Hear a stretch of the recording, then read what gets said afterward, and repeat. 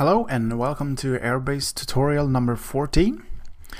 And today I'm going to show you a quite obvious thing that people just seem to miss out on, because I've gotten this question a few times, so I thought I'd just show it how it works. So I assume that most of you guys trying to make it in this business, you got your studio, you got your computer, maybe some hardware, but you have, I assume that you have some sort of MIDI keyboard. It doesn't matter if it's small or if it's big. Personally, I have a 5-octave M Audio Keystation 61ES, which gives me 5 octaves. Very nice. However, for inspiration, it might not be the best to just browse patch after patch or tweaking with your own waveforms and that part. Maybe that's for later, or if that's your thing, fine. I like to begin with melodies and stuff, and for that I usually want something for my left hand, something for my right hand. So I'm usually starting out with dividing my keyboard into 2 sections. So the left part is some sort of pad, and the right one is some sort of instrument, and that gives me the possibility to have string chords playing while I just play around with a melody. So I'm going to show you how to do that. I've set up 2 different instruments here. Let's call them pad and synth. And I have an omnisphere for the pad. It sounds like this. And I have a patch from the Arcson sound set for the Sylenth.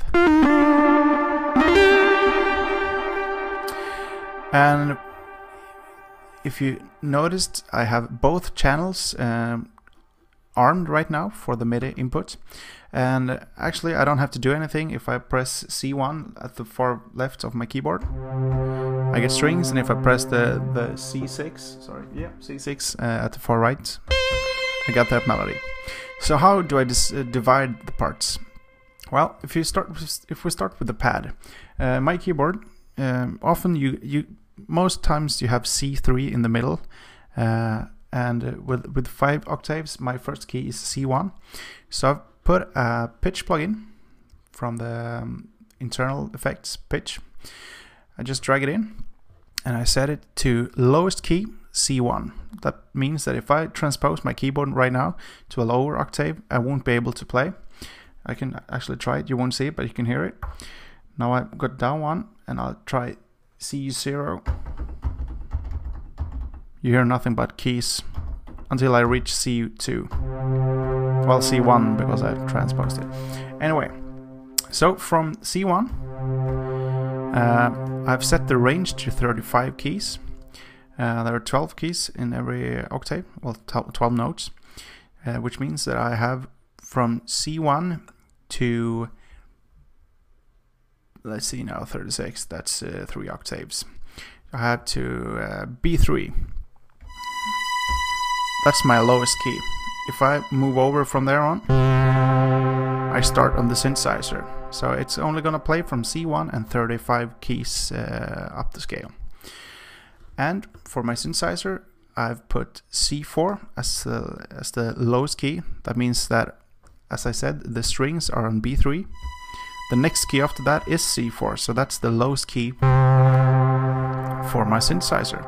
And I can change this range to whatever, because it's, I mean, if you have a really big MIDI keyboard, you can do this with as many instruments as you want.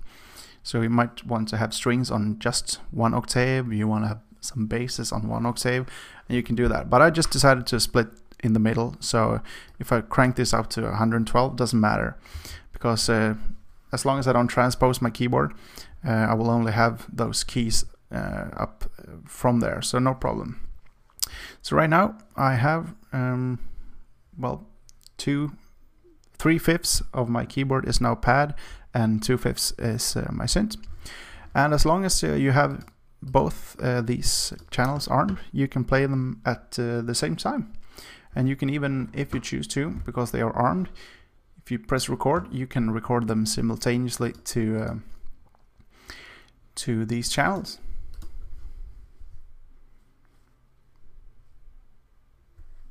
Let's try it. Oh, stupid me. I need to trigger these.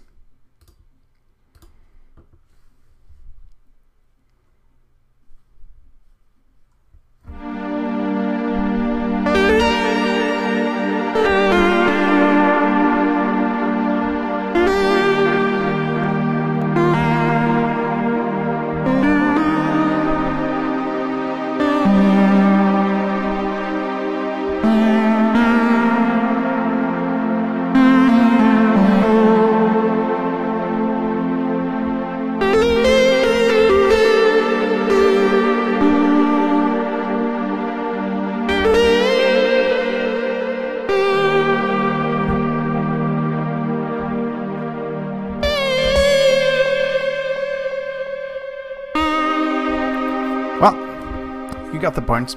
So this way you have set it up, and the tricky part is to get your head around how you need to set these parameters. But if you just start with the low end of the keyboard and you work your way up, and you can just let's say we crank this one down a little bit.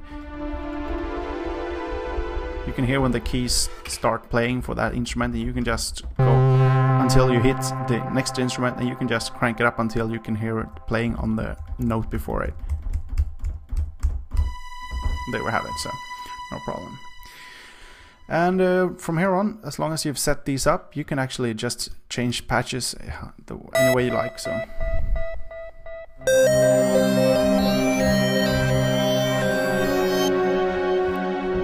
my bad, but you get the point. You can switch instruments any way you want, and if you check out the files here that are actually recording still, sorry, you notice it's all been recorded.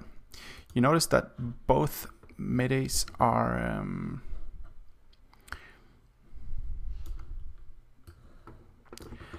recording the same thing, but and you have to, if you want to remove these settings later on, you will need to remove the pad from the lead sound from that one, and you will need to remove the pad from that one.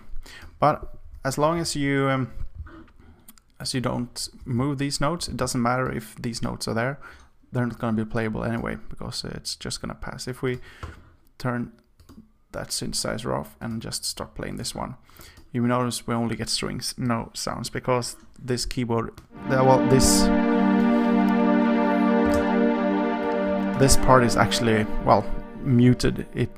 This synthesizer won't play those notes, sorry. So there you go. Just try it out, and if you have any questions, post them in the comments, and I'll make sure to reply as fast as I can. All right, take care.